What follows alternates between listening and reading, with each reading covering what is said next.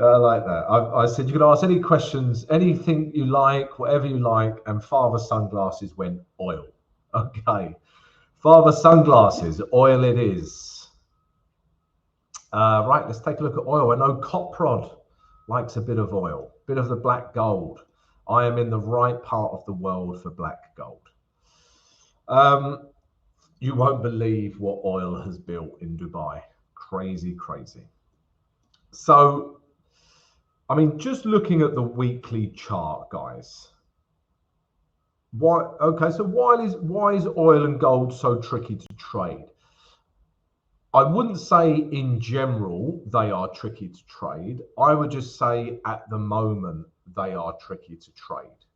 Yeah, and let me explain why. Okay. First of all, look at this weekly chart. Downtrend, ping up, down, ping up, down, ping up. So we are in a large box of indecision here. Yeah, this is a large box of indecision. So that makes it difficult to trade. Yeah, if the market doesn't know what to do with itself, you certainly won't know what to do with it. Yeah, if there's a lot of indecision like this, stay out of the market. Simple as that. And that's exactly what I do. I've been staying out of oil. I had a trade on gold not long ago, but oil I have been staying out of. Look at that. That is disgusting. And then if we look at the day chart, again, you know, I know I mentioned this the other week. We thought we were right, bang. Yeah, we're in an uptrend now. We're off. We're gonna, you know, this is gonna happen. Black gold is gonna be worth millions. And then bang, yeah, we're in a downtrend before we know it. So in an uptrend, then in a downtrend, and now, you know, potentially in this range that we're seeing. Yeah, so price could get up to this grey zone. Yeah, we could look for shorts here, back down to here, look for buys here. You know, we could trade the range, but it's just tricky price action. Okay. If we look at H4, I mean, look at that. Look at that indecision. And these are 4-hour candles. So that's 4, 8, 12, 16, 20, 24, 28, 32, 36, 40, 44. Yeah. So just complete indecision. All right. I mean, if I had to trade this pair, I would probably trade it back up to this grey zone. Yeah, because it hasn't quite reached this grey zone yet. And H4 is in an uptrend. Yeah, that is in an uptrend. These lows here haven't broken. So if I had to trade it, I would buy back up to here. But again, I just don't like the daily price action. Yeah, it's not nice to trade that. And gold's in a similar situation. Yeah, it's not the currency pairs themselves, it's the market not knowing what to do with them. All right. And gold, I mean, just look at gold. It's similar to oil. We have just been in this box of indecision. Yeah, that's all this is. Yeah, I know it's been, you know, weeks. Yeah, there's a good 2 or 3 weeks in here, but it's just total indecision. Yeah, just doesn't know where to go. Yeah, so that's what makes it difficult to trade. You know, it's so yeah. It's a good point, Father Sunglasses. I love your name. Not Father Christmas, Father Sunglasses. It's not any particular pair is not tricky to trade.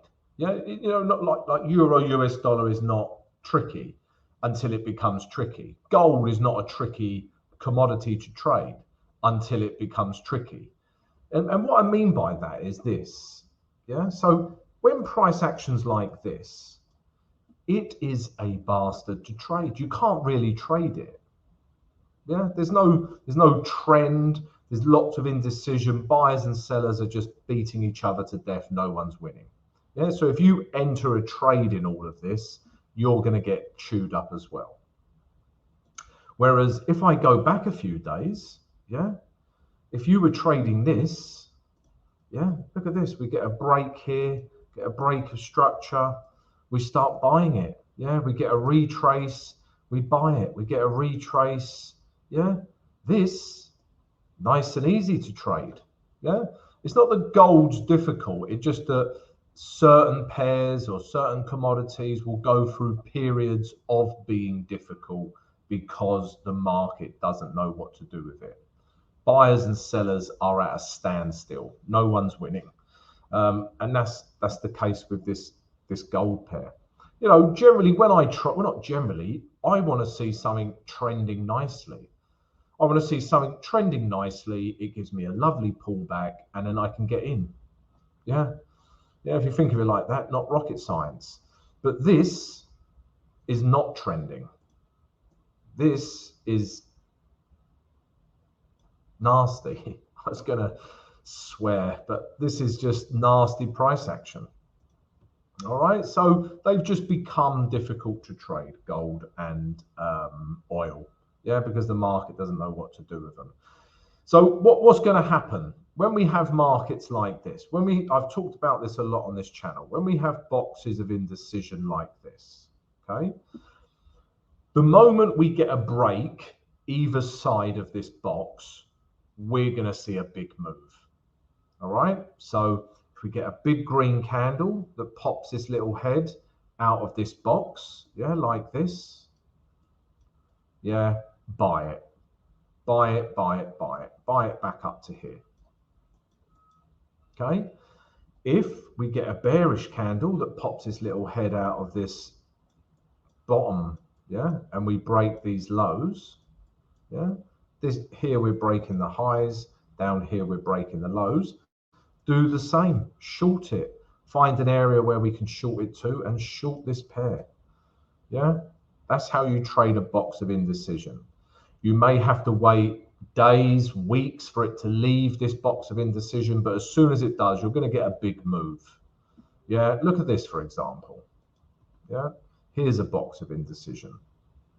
Yeah, it didn't go on as long, but here is a box of indecision. Okay, just crappy, indecisive price action. Soon as we got a candle leave the box and break these highs, look what happens. Bang. Yeah, you would have had a lovely trade. Loads of buying, you know, it just moves quickly. Okay, so I actually like these boxes of indecision once we get a break. Okay, so keep an eye out for them. Yeah, you'll find these on all time frames, H1, H4, daily, weekly. Yeah, don't trade the 5 minute, you'll go grey. So yeah, I hope that answers your question.